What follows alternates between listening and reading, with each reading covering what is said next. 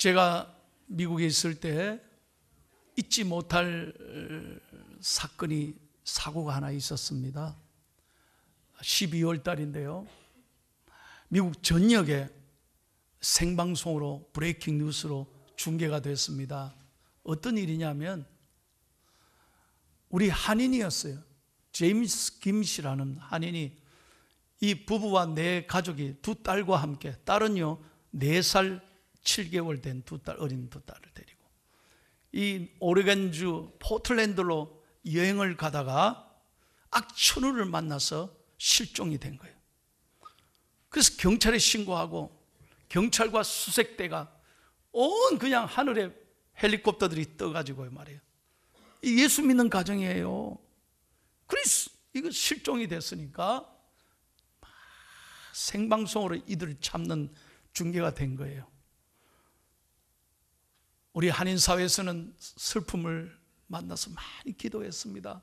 하나님 제발 이들을 찾게 해달라고. 실종 9일 만에 찾았어요. 그 200시간을 견딘 거예요.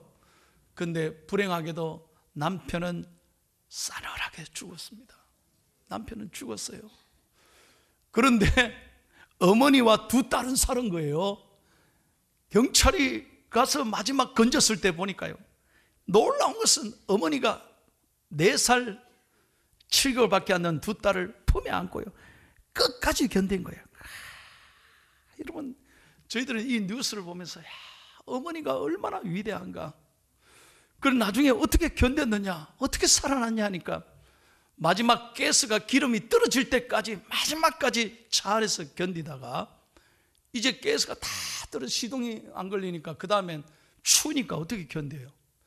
마지막 물 한 방울까지 다 먹고 먹을 거 다 먹고 또 어떻게 했냐, 타이어를 태워가지고 온 길을 갔는 거예요. 그 추운데 밤새도록. 그래 두 딸을 가슴에 안고 그 9일 동안 한번 생각해 보세요. 그 추위에 그 견딘 거예요. 그리고 어머니가 안 되겠다 싶어서 주위에 산에 다니면서 두 딸을 업고 안고 다니면서 이 베리 같은 그런 거 열매를 따서 씹어서 애기들한테 먹인 거예요. 그리고 어떻게든 젖을 살려가지고 젖을 끝까지 물렸다는 거예요. 그래서 두 딸이 살아난 거예요. 기적이죠. 그때 온 미국 사람들이 박수를 보내면서 우리가 깨달은 건 어머니의 사랑은 참 위대하다. 이 모성애는 대단한 거예요. 어머니는 놀라운 거예요. 그러나 여러분에게 저는 분명하게 말씀드리고 싶어요. 이 모성애 부모의 사랑은 위대한 것이지만, 그러나 여러분, 어머니도 젖먹이를 잊을 수 있어요. 형편이 안 되면 나 몰라라 할 수 있어요. 버릴 수 있어요. 비록 내가 낳은 자식이라도 사람은 버릴 수 있어도 하나님은 절대로 버리지 않는 거예요. 모성애보다 더 위대한 게 뭐냐? 하나님의 사랑이다 이 말이에요. 하나님의 말씀을 분명하게 읽어보세요. 이사야서 49장 14절 15절 다 같이 시작. 오직 시온이 이르기를 여호와께서 나를 버리시며 주께서 나를 잊으셨다 하였거니와 여인이 어찌 그 젖먹는 자식을 잊겠으며 자기 태에서 난 아들을 긍휼히 여기지 않겠느냐. 그들은 혹시 잊을지라도 나는 너를 잊지 아니할 것이라. 믿으시면 아멘. 여러분, 부모님은 잊고 버릴지라도, 혹시 그럴지라도 하나님은 아무리 실패해도, 아무리 무너져도, 아무리 약해도, 아무리 우리의 삶에 잘 되는 게 없어도 하나님이 여러분을 버리지 아니하시오. 믿으시는 아멘. 그래서 우리가 찬송하고 기뻐하고 성탄을 우리가 감격해야 되는 거예요. 하나님의 사랑 때문에. 사람은 몰라줘도, 사람은 나를 잊어도 하나님은 여러분을 잊지 않으시는 거예요. 믿으시면 아멘. 한번 여러분 가슴 열고 저 따라 해보세요. 하나님은 결코 나를 잊지 않으십니다. 믿으시면 아멘 합시다. 그래서 우리가 크리스마스를 기뻐하고 감사하고 아무리 어려워도 온 정성을 다해 하나님을 찬양해야 된다 이 말씀이요. 오늘 성경은 우리가 잘 아는 내용입니다. 오늘 이 땅에 첫 번째 크리스마스, 예수님이 이 땅에 오신 놀라운 사건을 기록하고 있습니다. 저는 오늘 본문을 보면서 세 가지 놀라운 하나님의 표적을 오늘 말씀을 통해 묵상을 하게 되었습니다. 이 크리스마스에 주시는 하나님의 세 가지 표적이 뭔가? 세 가지가 있다는 거예요. 첫째는 뭐냐? 여관입니다. 여관. 7절을 다 같이 읽겠습니다. 여러분 7절 말씀 시작.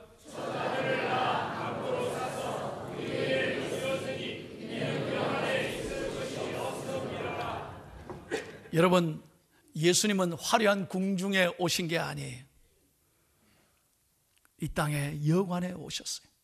그것도 여관에 방이 없어서 예수님은 그 여관, 지저분한 부족했던 누추했던 방 안에서도 예수님은 태어나지 못해서 말구에서 태어났잖아요.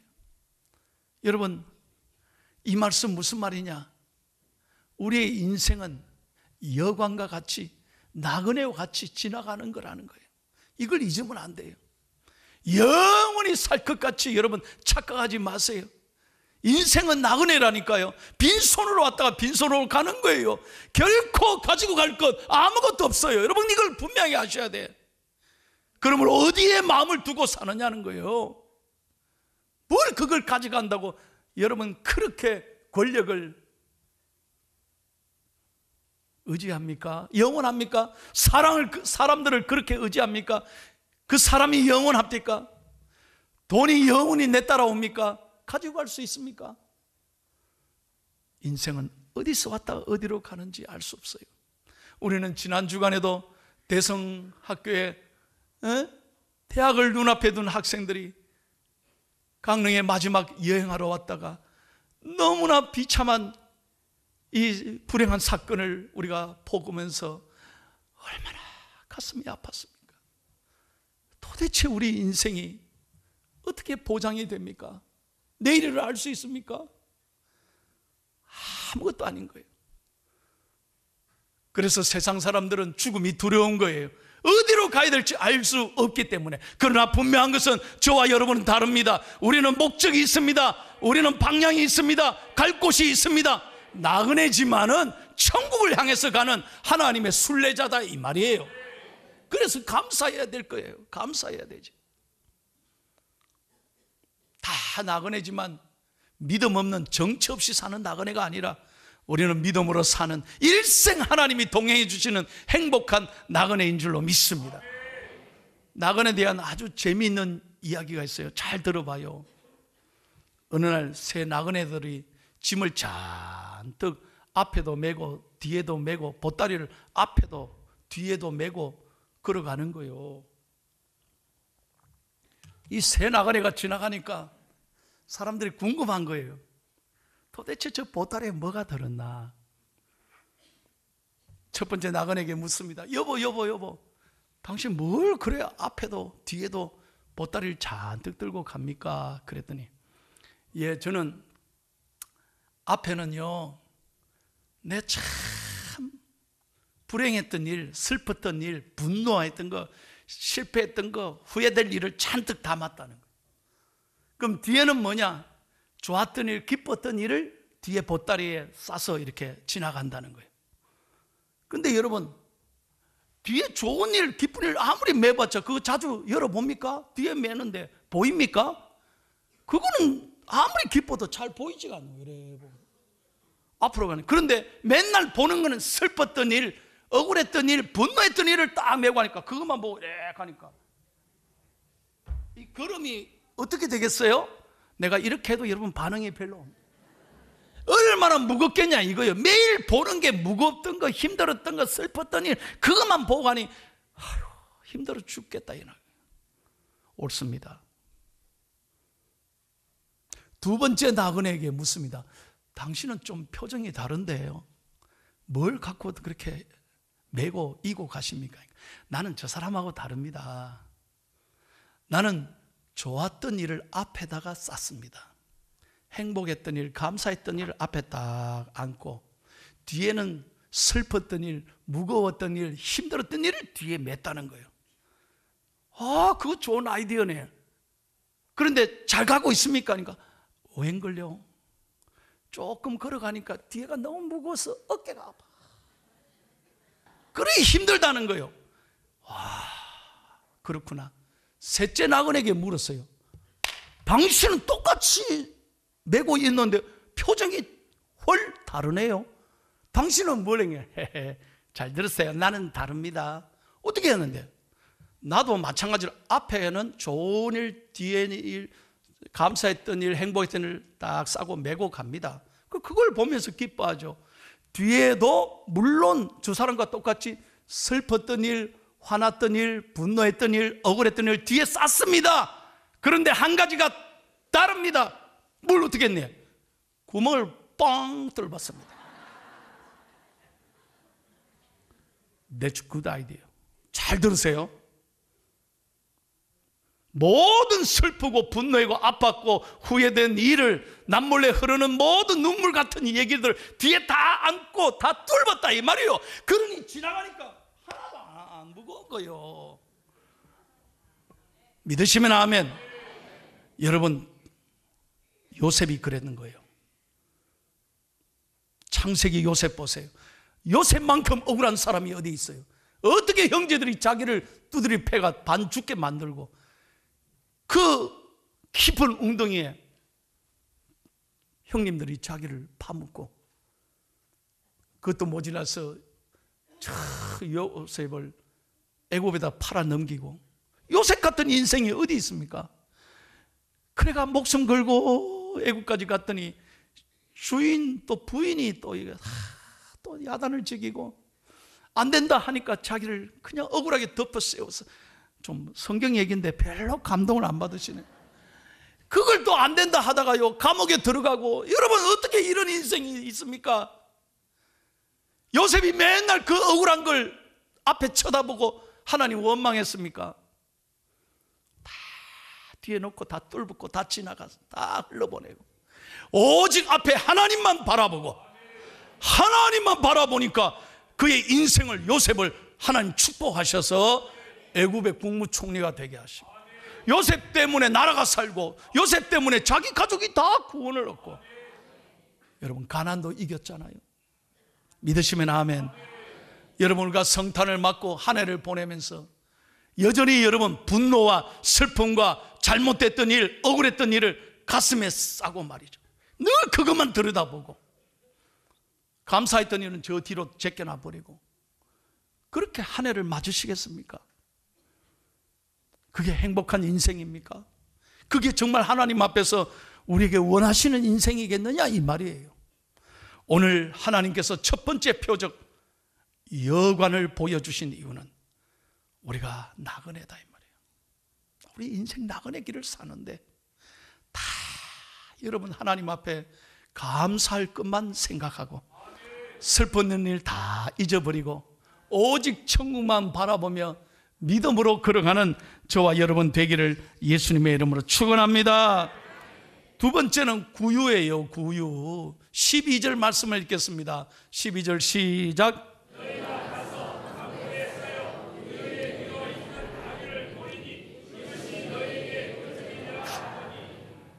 여러분 구유는 말밥통 아닙니까? 하나님인 그분이 가장 높으신 분이 가장 냄새나는 곳에 오셨습니다. 천한 곳에 오셨습니다. 환영객 하나 없습니다. 사진 기자 하나도 없어요. 누가 환영하는 사람이 있습니까? 아무도 알아주지 않았습니다. 그런 구유에 오셨기에 여러분 저와 여러분이 구원을 받고 이 같은 죄인이 구유보다 더 냄새나고 구유보다 더 지저분한 우리의 마음이 예수님의 오심으로 깨끗하게 치료받은 줄로 믿습니다. 용서받았잖아요. 이건 전적인 하나님의 은혜요. 하나님이 선택해 주신 거예요. 우리가 잘나서 은혜 받았습니까? 우리가 자격이 있어서 구원 받았습니까? 아닙니다. 구유보다 더 지저분한 나에게 이 마음에 하루에도 12번씩 속으로 죄를 짓잖아요.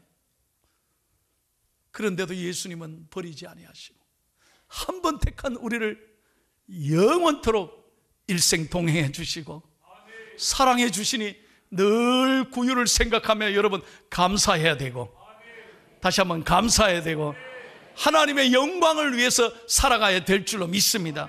하나님의 영광을 위해서. 여러분, 이왕 짧은 인생인데 한 번밖에 없잖아요.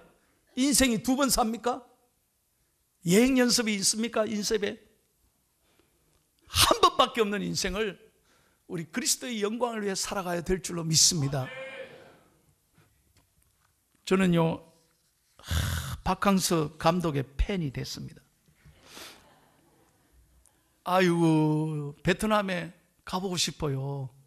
우리 목사님들이, 목사님 베트남에 한번 가보시죠. 알았다. 요즘 베트남의 한국 사람들이 아주 막 힘이 납니다. 한 분 때문에, 박항서 감독 한 분 때문에 온 대한민국이 복을 받는 거예요.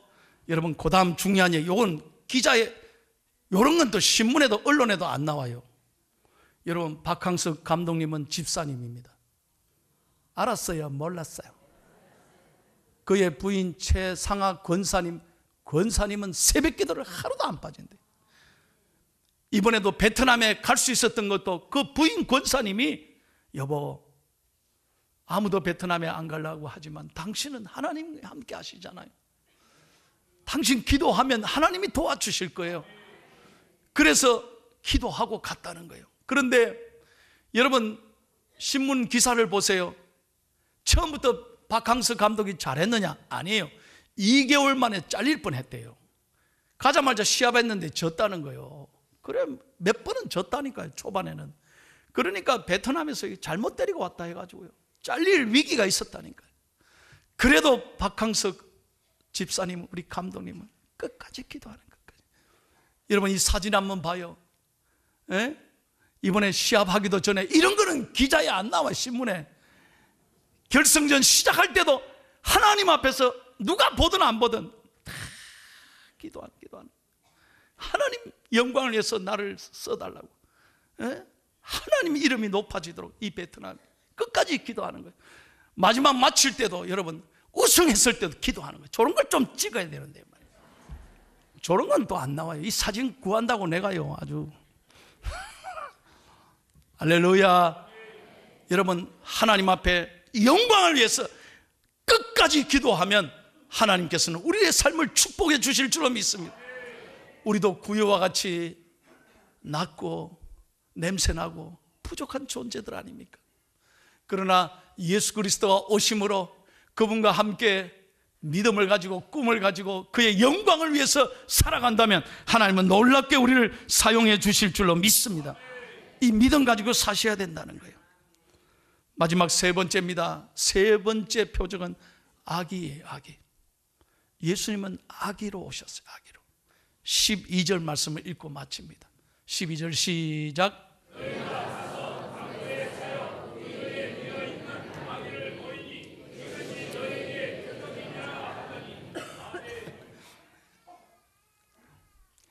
여러분에게 제가 아기 얘기하니까 정확하게 아기가 울잖아요. 참, 저 아기는 신령한 아이예요. 괜찮아요, 괜찮아요. 여러분, 다시 한번 얘기할게요. 저는요, 구봉서 장로님을 돌아가셨습니다만 잊지 못하는 거예요. 그분을 미국에 초청해서 제가 간증을 하게 했는데, 그분이 예능교회 말씀을 가르칠 때, 성경 공부할 때 꼭 어떤 젊은이가요, 꼭 성경 공부하면 털을 달고 시비를 걸더니, 그날도 자기한테 질문하더니, 장로님, 나는 도대체 못 믿겠습니다. 뭘 못 믿느냐? 어떻게 예수님이 동정녀 마리아에게 날 수 있습니까? 남자를 모르는데 어떻게 어린아이가 태어날 수 있습니까? 난 이것만 해결되면은 나 예수 잘 믿겠습니다. 이걸 좀 풀어주세요. 장로님 답해 보시라고 그래요. 장로님이 참 눈을 감고 생각하더니 이렇게 답했다. 그대로 내가 흉내를, 여보 날 쳐다봐. 여보, 요셉의 그 남편, 아니 마리아의 남편 요셉 알지? 그 요셉이 말이야, 자기 마누라를 믿겠다는데 네가 왜 남의 집에 이렇게 참견이야?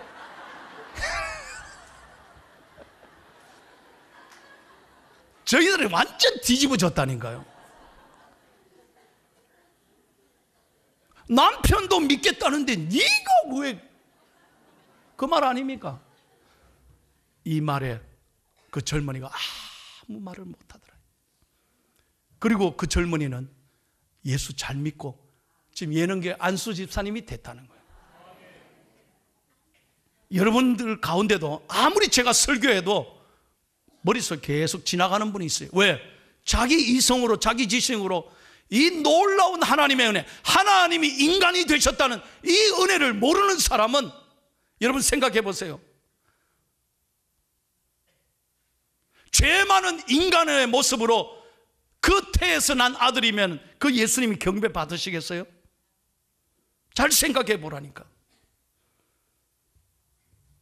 남자를 모르는 동료녀 마리아에게서 성령으로 잉태한 아들, 그래야 하나님께서 그 아들을 통해 영광 받으신 줄로 믿습니다. 죄 없는 깨끗한 성령으로 잉태한 아들, 그래서 이 땅에 오신 거지. 여러분, 절대로 성경을 내 머리로 계산하지 마세요. 어린아이처럼 순전하고 깨끗한 마음으로 받아야 은혜가 되는 거예요. 그래서 예수님이 뭐라고 그랬어요? 너희가 어린아이같이 되지 아니하면 결단코 천국에 들어갈 수 없느니라. 여러분, 어린아이들은요 100% 신뢰하잖아요. 어린아이들이 복잡한 거 봤어요? 어린아이들은 심플합니다. 순수합니다. 깨끗합니다. 어린아이는 계산하지 않습니다. 어린아이는 자기 입에 들어가는 것도 친구가 있으면, 우리는요 다 자기밖에 몰라요. 그렇게 은혜 받고 살면서도 자기밖에 몰라요. 엊그저께 금요일날 저녁에 발표를 했는데요, 해마다 보면 공통점이 하나 있어요. 우리 어머니들이요 평소에는 조용히 예배했는데 지 아들이 나오면 전부 다 앞에 다 나오면 돼요. 목사님 죄송합니다. 그렇게 앉으라고. 그러면요 여기에 그냥 퍼질고 다 앉아가지고요 자기 아들을 나오면 핸드폰 꺼내가 전부 다.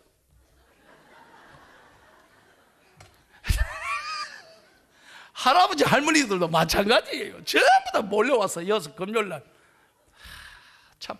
그런데 더 재밌는 거는 애들이요 올라오면 긴장하잖아요.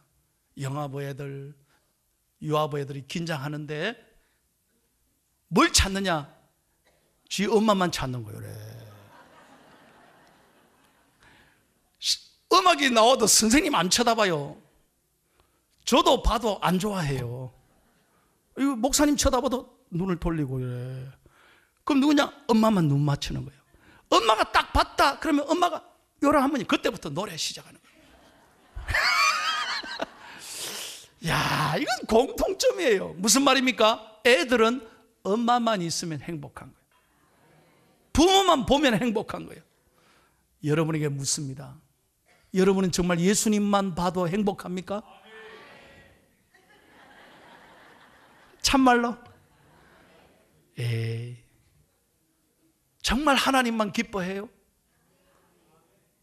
이 성탄절에 정말 예수님만 생각해요? 우리는 이 성탄에 주님은 간 곳 없고 뭐 좀 재밌는 거 없나? 나한테 이때 뭐 좀 선물 안 주나?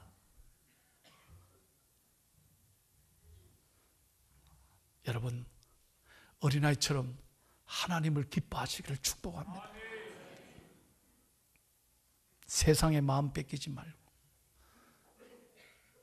어떤 것에도 오직 하나님만 바라보고 어린아이처럼 순전하고 깨끗한 마음으로 하나님께 영광 돌리는 저와 여러분 되시기를 예수님의 이름으로 축원합니다.